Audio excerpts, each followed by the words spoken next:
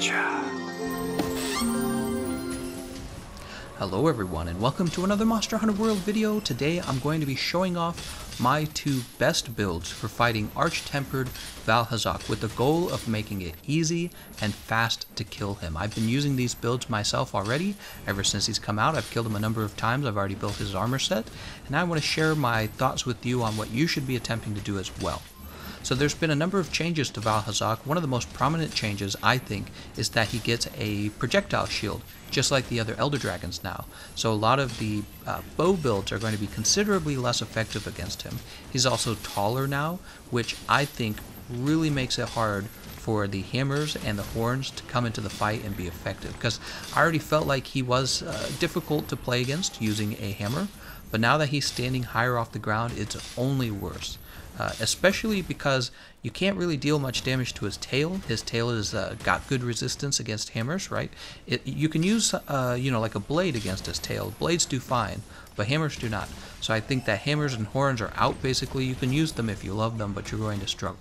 And then other than that, the only other major changes to Vaal Hazak is he gets a little wind resistance, I believe, and he just deals a ton of damage and has a ton of health. Oh, also, you don't get to drop the teeth on him. You know what? I've fought him a number of times, and he has never gone into the room with the teeth. Maybe if he goes into that room for you, you can let me know in the comment section, but for me, he hasn't gone in there once. So no more teeth dropping on Vaal Hazak, and that actually makes him considerably more difficult. If you think about it, none of the other Elder Dragons had such a great cheesy option for you to do in the middle of the fight or the beginning of the fight. So that makes Arch Tempered Vaal Hazak all the more difficult. Let's go ahead and start looking at my Greatsword build. I really think that Greatswords stand out as one of the best weapons you can bring against Arch Tempered Vaal Hazak. There's a number of reasons. It's got enough range that you're not going to struggle with the fact that he's standing off the ground a little higher than normal. It's also really great to use your charged attacks on him when he's using his effluvial beam. You know what I'm talking about. He swipes left to right with the big beam, right? And when he's doing that, you get plenty of time to use your charge attacks. So that's another reason why I think that the Greatswords excel against him. And finally, just the fact that you no longer are going to be using like bows or anything, that just prioritizes the Greatswords even more. So, starting us off, I want to show you my Wyvern Ignition Impact build. If you don't have the Wyvern Ignition Impact because you missed the event, go ahead and build the Deviljho Greatsword. It's called Anguish. Anguish is going to be very similar to Wyvern Ignition Impact. It's just not going to be as good, but that's probably what I'm going to recommend for now, unless somebody knows that one of the Lunastra Greatswords is better than Anguish. I personally don't know. I didn't analyze the Lunastra Greatswords, but maybe somebody in the comment section can share with you in that case. If you believe that one of the Lunastra Greatswords is better and you happen to not have the Wyvern Ignition Impact, go ahead and just use it, right? But go ahead and take a look at the build I have here. You'll notice I already have the Vaal Hazak Braces Gamma on this build, and what I've done is I've built Super Recovery, right? So I have the Vaal Hazak Armor skill. And then you'll notice also that I have a lot of defensive skills on the build that I wouldn't normally build for, and this is just because Arch Tempered Vaal Hazak really is kind of a bitch to fight. He's very tough. So I have Health Boost 3, I have Divine Blessing 3, and I have the Effluvia Resistance skill. All of those at the same time on this build.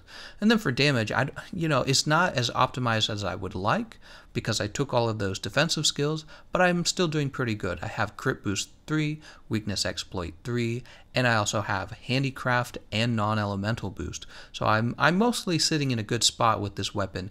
All of those defenses really help though, especially the Divine Blessing is surprisingly useful because you take so many ticks of damage from his DOT, and having Divine Blessing reduce those, your chance to reduce them every time, is really useful for keeping your health up. And remember, you've got the Super Recovery from the armor set, and you've got the Augmentation that's also giving you your health back. So really you can see this is a combination of damage and defense, and it is working quite well for me, and that's one of the reasons why I wanted to recommend it to you guys. Now, the other build I have to show you is a modified version of my Dark Devourer Heavy Bowgun build.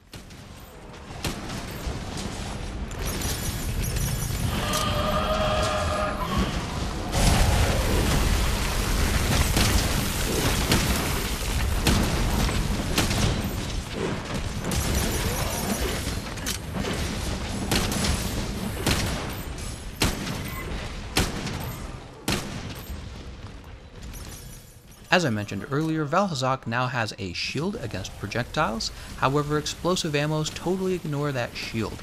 Basically what you guys will be doing is, if you're on a team, you'll be spamming the sticky ammo. You have sticky ammo 3 and you'll have sticky ammo 2. What I want to say about the build, there's primarily 2 major changes. You have a Fluvia Resist 3, and you have Evade Extender. I learned that it's not worth it to try and guard his moves, right? I used to have the shield mod and a shield decoration, and that allowed me to block all of his moves. The problem is they deal so much damage now, and his DOT is so powerful that it's really in your best interest to fully evade it. And Evade Extender is going to make that extremely easy, okay? So definitely take that.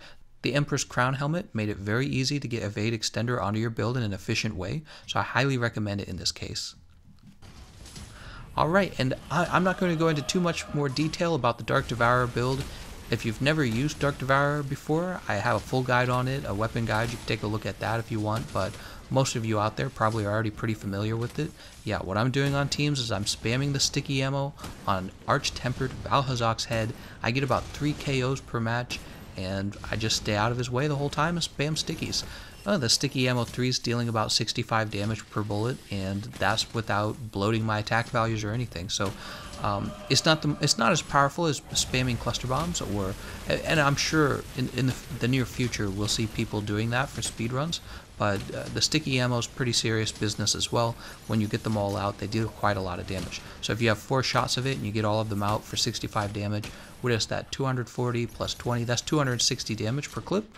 And then of course it's a little more than that because you're getting spare shot to activate, so it's probably closer to about 300 damage per clip. So yeah, that's really not that bad, especially considering you can totally stay away from him. You can dodge all of his moves, especially with the Evade Extender, and you can kind of stay out of his DOT cloud as well. It's very useful. Similar to the Wyverian Ignition Impact Greatsword, I also built a health augmentation on Dark Devourer, and that's extremely helpful in this case. And so I'm going to recommend that for you as well. And if you don't have it, maybe you already have the Magnica Metis.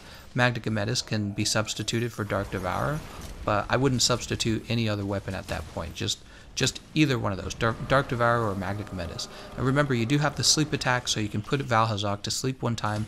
Be sure to communicate to your teammates that you're putting them to sleep, because it's really in everyone's best interest to take advantage of the sleep bombing. Alright, and that's everything I have to share with you guys for now. Those are 2 of the easiest, most efficient builds I'm using on Arch Tempered Vaal Hazak. I hope you found that useful. Thanks for watching, and I'll see you guys next time. Really? Oh my gosh, you guys! I just want to thank y'all so much!